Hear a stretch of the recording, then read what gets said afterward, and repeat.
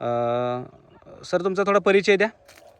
माझं नाव आहे अजिंक्य बाबर, गाव मानेगाव, तालुका सांगोला, जिल्हा सोलापूर. तर आज लागवड करून आपली हे बागेला किती टाइम झालेला आहे?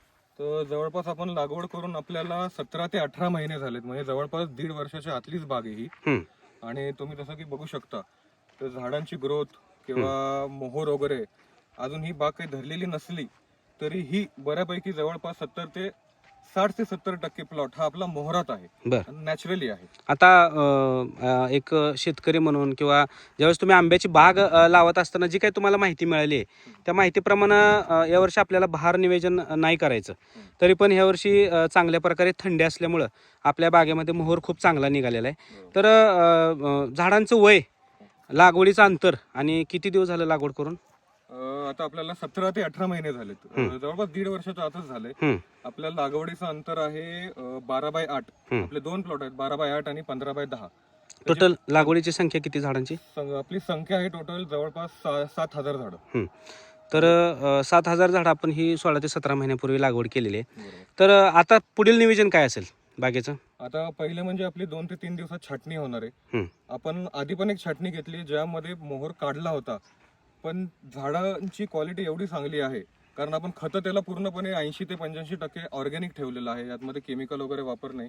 आणि संग्राम सर आहे त्यांच्या मार्गदर्शनाखाली आपण पूर्णपणे ऑर्गॅनिकच ठेवलं असल्यामुळे पहिला बहार काढून परत एकदा दुसरा आलाय, त्यामुळे आपल्याला अजून एकदा दुबार छाटणी घ्यावी लागते.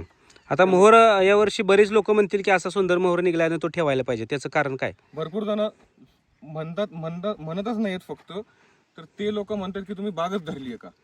म्हणजे बाकीच्यांनी जी धरलेली बाग आहे त्यांच्या लेवलला आपली ही नॅचरल न धरलेल्या बागेचा मोहर आहे, त्यामुळे ते म्हणतात तुम्ही धरली आहे का. तर आम्ही सांगतो बाबा धरलेली नाही आहे अजूनपर्यंत, आपण ही पुढच्या वर्षी म्हणजे ह्या वर्षी आपण धरू, जेणेकरून पुढच्या वर्षी आपल्याला ह्याचं उत्पन्न सुरू होईल. आता फेब्रुवारीची आज 2 तारीख आहे, तर बागेमध्ये हे अंतर मशागत करून तुम्ही जो बेड मारला ह्याच्यामध्ये कुठल्या प्रकारची खतं आपण याच्यामध्ये भरली आहेत? तर त्यामध्ये आपण सगळ्यात पहिले शेणखत भरलंय, त्यामध्ये त्याच्यानंतर ऑर्गॅनिक खत जे आपलं मेन तसा बेस आहे. ऑर्गॅनिक आपण सगळं ऑर्गॅनिक ठेवलंय की सेंद्रिय खत, ज्याच्यामध्ये आपल्याला वेगवेगळ्या व्हरायटी मिळतात, जसं की खत व्यवस्थापनाबद्दल थोडं आपल्या प्रेक्षकांना सांगा की तुम्ही लागवडीनंतर किंवा लागवड केल्यानंतर किंवा आतापर्यंत काय काय यूज केले?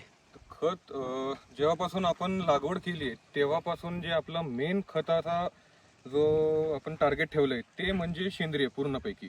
सेंद्रिय खतामध्ये काय येतं, ज्याच्यामध्ये शेणखत, लिंबोळी खत, गांडूळ खत किंवा हे जे काही सगळ्या प्रकारचे खतं आहेत हे मिक्स असतील, हे सगळे ऑर्गॅनिक असतील, केमिकल ह्याच्यामध्ये काहीच नसतील. ह्याच्यामुळे होतं काय, याची ग्रोथ चांगली होते, याची क्वालिटी, झाडाची क्वालिटी महत्वाची. आपल्याला नुसतं झाड वाढवत न्यायचं नाही, तर झाडाची क्वालिटी सगळ्यात महत्वाची.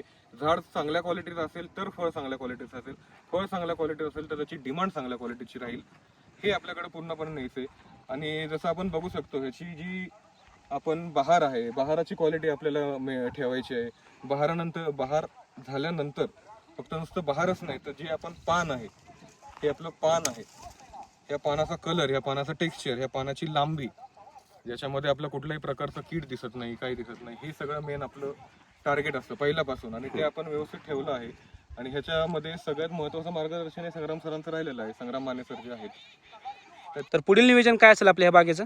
आता जसं तुम्ही बघताय की आपल्या बागांना जवळपास एक 100-110 फांद्या आहेत, तर संग्राम सरांच्या मार्गदर्शनानुसार आता आपण 2 दिवसानंतर ह्याची छाटणी घेणार आहे पूर्ण सगळ्या आपल्या 7,000 झाडांची, जेणेकरून काय होईल की ही 100 फांद्या ह्याच्या पुढे 200 ते 250 ते जवळपास 300 फांद्यांपर्यंत वाढतील. आणि ही कॅनोपी वगैरे तुम्ही बघू शकता, जसं की आपण आता इथे बघतोय, ही पूर्णपणे सगळ्या झाडांना सरसकट, आता ही उंची, आता माझ्यापेक्षा उंचच झाड आहे, ही जवळपास एक 6-7 फुटापर्यंत झाड आहे, 6-7.5 फुटापर्यंत झाड आहे.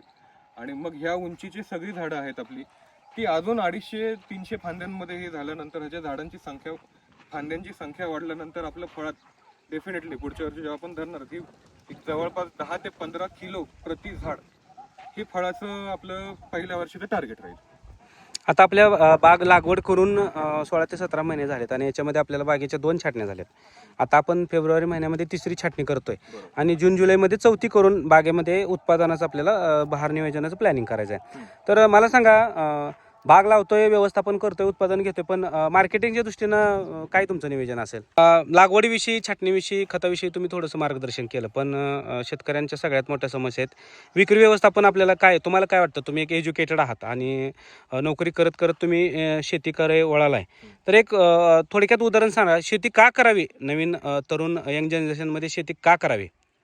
आता जसं की सर्वांना माहितीच आहे, आपण आजही पण एक इंटरव्ह्यू दिलेला आहे की माझं शिक्षण म्हणजे मी आधी इंजिनिअरिंग केलंय पुणे युनिव्हर्सिटीमधून आणि त्याच्यानंतर MBA केलंय आणि त्याच्यानंतर सुद्धा मी जॉबही करतो आणि त्याच्यानंतर परत मी ह्याच्यामध्ये वळलो कारण आपण जे बघतो आता जॉब मार्केट जसं चालू आहे, आज जॉब आहे तर उद्या नाही, मग पॅकेज किती का असेना, मग जी पहिल्यापासून पिढ्यानपिढ्या आलेली जी काय आपला हे आहे मेन